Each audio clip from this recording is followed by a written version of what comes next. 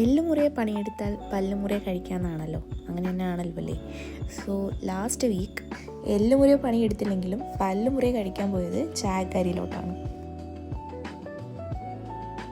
First order ചെയ്തത് 2 പഴംപൊരിയായിരുന്നു. പഴംപൊരിയല്ല, നമ്മൾ തിരുവനന്തപുരംകാര ഭാഷയിൽ പറഞ്ഞ വാഴയ്ക്കപ്പം. ആൻഡ് അത് എനിക്ക് അത്രയ്ക്ക് ഇഷ്ടപ്പെട്ടില്ല. ആൻഡ് പിന്നെ ഞങ്ങളുടെ ഫേവറേറ്റ് ആയിട്ടുള്ള പൊടി ഇഡലിയും പെന്നിപ്പൊടി മസാല ദോശയും ഓർഡർ ചെയ്തു.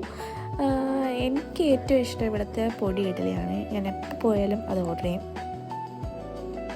പിന്നെ ഇവർ ഇതിൻ്റെ കൂടെ സെർവ് ചെയ്യുന്ന കേസരി, അതെനിക്ക് ഭയങ്കര ഇഷ്ടമാണ് കേട്ടോ.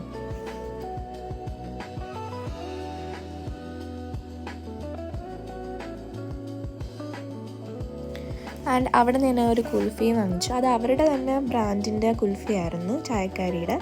ആൻഡ് ഇറ്റ് വാസ് ഓക്കെ ആയിരുന്നു.